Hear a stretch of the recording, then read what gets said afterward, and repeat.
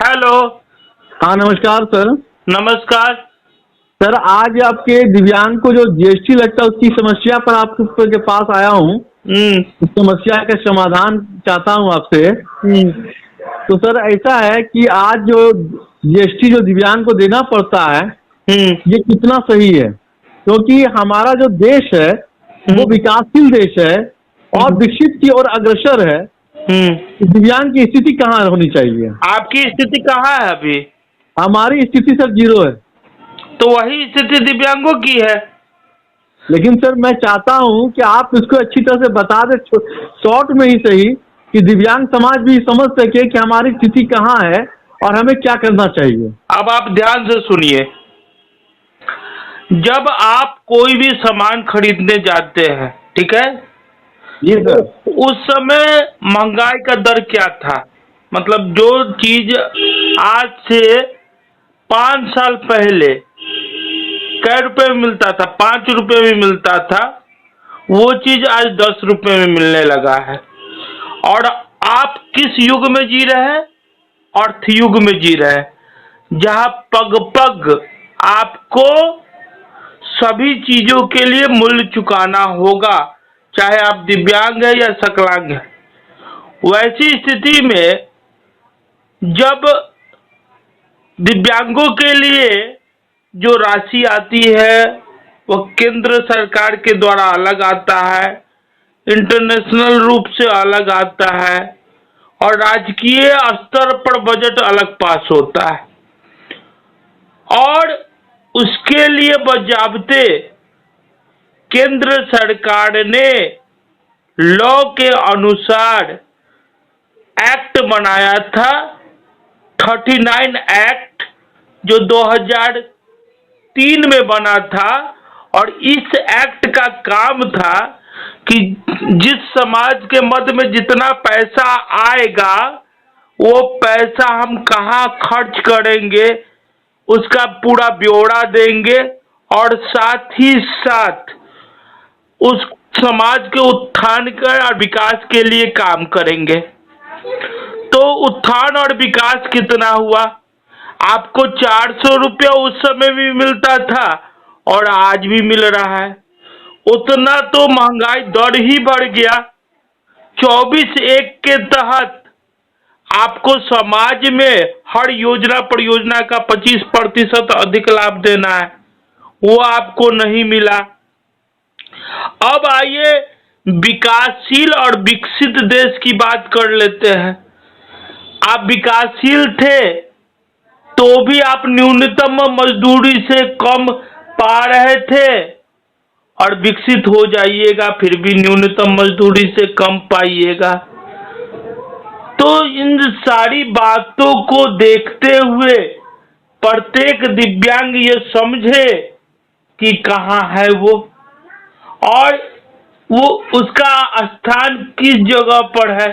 अगर वो अपने से अपना विकास नहीं किया तो सरकार से उम्मीद नहीं लगा सकता है। एक तरफ तो आप प्रत्येक चीज में छूट देते हैं, इनकम टैक्स में छूट देते हैं एटीयू के तहत, और एक तरफ जीएसटी लगाते हैं हमारे सामान पे। और जब सरकार उसको मैन्युफैक्चरिंग करती है, बनाती है, तो टैक्स फ्री बनाती है। जैसे हमारा ट्राईसाइकिल बनता है, बैसाखी बनता है, कैलीपर बनता है, कोई भी सहायक यंत्र बनता है, तो इसीलिए बनता है कि वो टैक्स फ्री होता है। तो टैक्स फ्री बनाता है, और जब दिव्यांगों को उसको खरीदने का नीड होता है, वो खरीदता है पैसा चुकाकर, तो वो जीएसटी भरता है। यह कहाँ तक जायज है? यह कैसे जायज है, ये आप ही बता दीजिए ना। और सबसे बड़ी बात कि विकसित और विकासशील या विकसित देश की स्थिति, आज भारत में जितनी योजना हमको मिल रही है उसको देख लीजिए, और विदेश में जितनी योजना मिल रही है उसको देख लीजिए। तो गौर से देखिएगा तो जितनी योजना आपको भारत में नहीं मिल पा रही है, सिर्फ कागजों में दफन है, विदेश में वो तो मिल ही रहा है, उसके अतिरिक्त मिल रहा है। अगर कोई दिव्यांग भारत से बाहर जाके रहे तो भारत से ज्यादा योजना मिलेगा। तो इन सारी बातों को अगर आप देखिएगा तो हमारे समाज से, हमारी योजनाओं से सब कोई फायदा लेना चाहता है, लेकिन हमारे व्यक्तिगत समाज को यानी दिव्यांग समाज को फायदा कोई नहीं देना चाहता है। अंतर्राष्ट्रीय फंडिंग कहाँ गया? जब आपको जितना आय आता है उससे ज्यादा खर्च करना है तो आप ये क्लियर क्यों नहीं करते कि अंतर्राष्ट्रीय फंडिंग कितना आया, राष्ट्रीय फंडिंग कितना आया, राजकीय फंडिंग कितना आया और कितना रुपया आपने खर्च किया, कितना दिव्यांगों को उसका लाभ मिला, ये क्यों नहीं दिखता है? और जब ये 3 फंड आपके पास आता है तो आपको पेंशन से लेकर तमाम योजनाओं को बढ़ाने में कहाँ व्यवस्था है? तो इन सारी बातों को आप देखेंगे तो पाएंगे कि सरकार को आपके पैसे से मतलब है, लेकिन दिव्यांग समाज से मतलब नहीं है। आप यही देख लीजिए ना कि 4% हर बार महंगाई भत्ता बढ़ता है। जब भी किसी का ऑब्वियस महंगाई भत्ता बढ़ता है तो 4% या 10% बढ़ता है, लेकिन आपका जो पेंशन है वो 400 रुपया ही है, जो न्यूनतम स्थिति से काफी नीचे है। फिर भी आप गरीबी रेखा में नहीं आते हैं। तो विकासशील में भारत 5वां स्थान पर है, अब जल्द ही विकसित होने वाला है पूरा अंतर्राष्ट्रीय लेवल पर।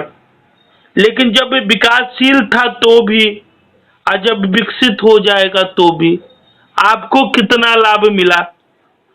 जब आप अपने ही योजना के लिए सरकार को कहिएगा कि हमको दुकान के लिए तो जमीन मिलता है, सरकारी जमीन, वो काहे नहीं प्रोवाइड करते 5 डिसमिल जमीन? तो मुख्यमंत्री से लेकर तमाम अफसरों का यही कहना होगा कि जमीन कोई रबड़ है कि घींच के क्षेत्रफल बढ़ा दे और तुमको 5 डिसमिल जमीन दे दे। तो वैसा सर्कुलर आपने बनाया क्यों, जो देने में आप विवश हैं?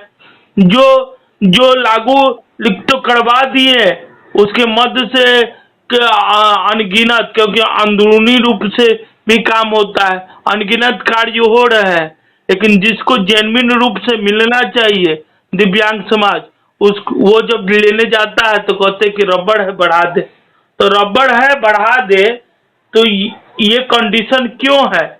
ये सब अपने से सोचे, चाहे विकासशील देश रहे चाहे विकसित देश रहे, अभी के वर्तमान स्थिति को देखते हुए तो यही कहा जा सकता है कि दिव्यांग समाज की स्थिति दोनों स्थिति में अच्छी नहीं मानी जा सकती है।